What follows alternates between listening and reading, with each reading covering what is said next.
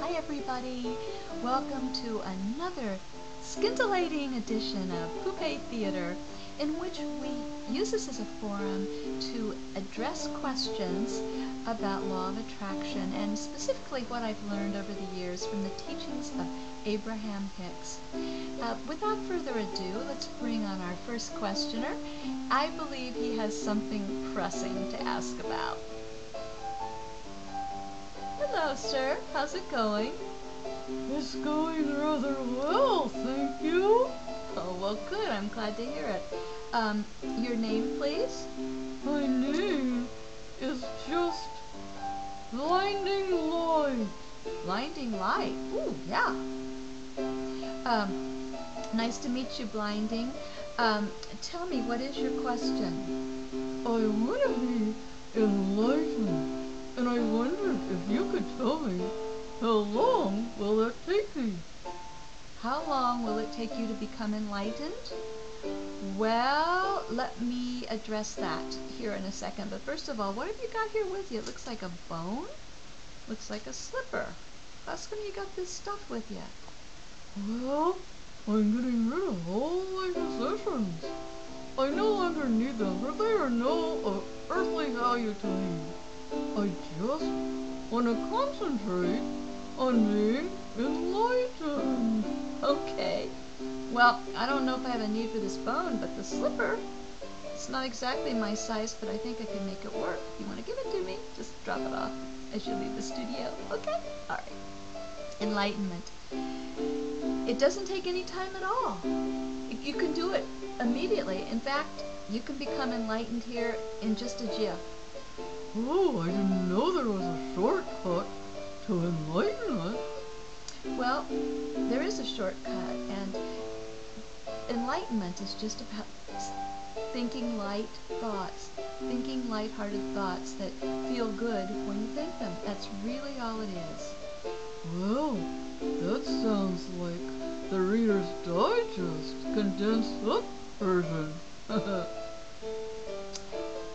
I want to tell you that you have an inner being that is divine and is always joyful, and when you think a light-hearted thought, a joyful thought, you are one, you are aligned, you are with, you are enmeshed with that inner being, and that's a very, very good thing, my furry friend.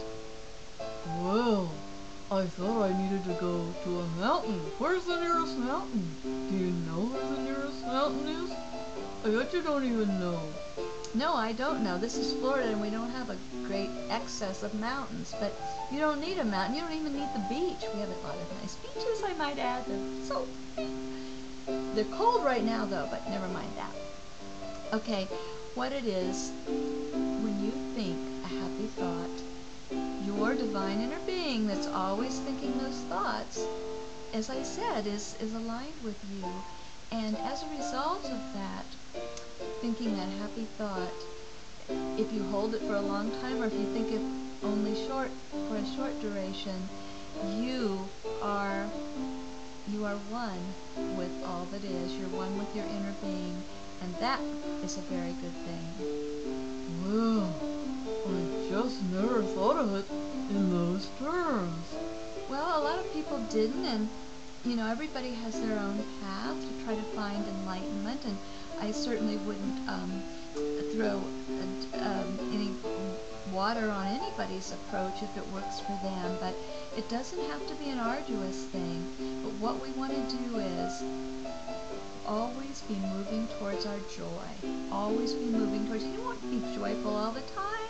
Nobody is, You might be, having an off day when your owner doesn't remember to feed you quite on time or doesn't get you to the dog park on time, but just find as good a feeling thought about everything in your life as you possibly can, and you'll always be moving towards enlightenment. And then bingo, when you actually find a happy thought, an appreciative thought, a thought of eager anticipation, a happy memory, for that time that you hold that thought, you are enlightened.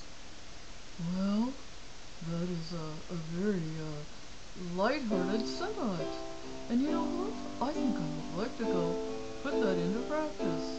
Well, I strongly suggest you do. But what do I do with all my stuff? Do I keep it, or do I get rid of it? You do whatever feels best to you. It's not about stuff. You can have tons of stuff and think lighthearted thoughts and be enlightened. Or you could have no stuff. You could live a very Spartan existence in a very Spartan kind of unkempt doghouse, and you could still be enlightened. It's not about stuff or lack thereof. That's stuff and nonsense, in fact. It's about where you place your thoughts. Now you go ponder that for a while and get back to me and tell me how it goes. I'll do that very thing. Bye, everybody. Bye. And did I mention? Bye. You are spaced out. Toodaloo. See you soon. I love the questions that we get on this program, and it's all about thoughts. It's all about mental focus. Where we place our attention day in, day out is crucial. We create by our thoughts. We don't just come here to process reality through our thoughts. Our thoughts are actually the power through which we summon the circumstances of our life. And you know, most of us didn't know that for a very long time, but once we understand that, life gets a whole lot easier. Disempowerment and victimhood become irrelevant because we know we can always focus on what we want and always be moving in that direction. And eventually, what we want will manifest as we just keep thinking light thoughts, feel-good thoughts, thoughts of appreciation, thoughts of eagerness. Try it this week. See where it takes you. Take care. This is Karen Money Williams, signing off for Poupée Theater. Bye-bye.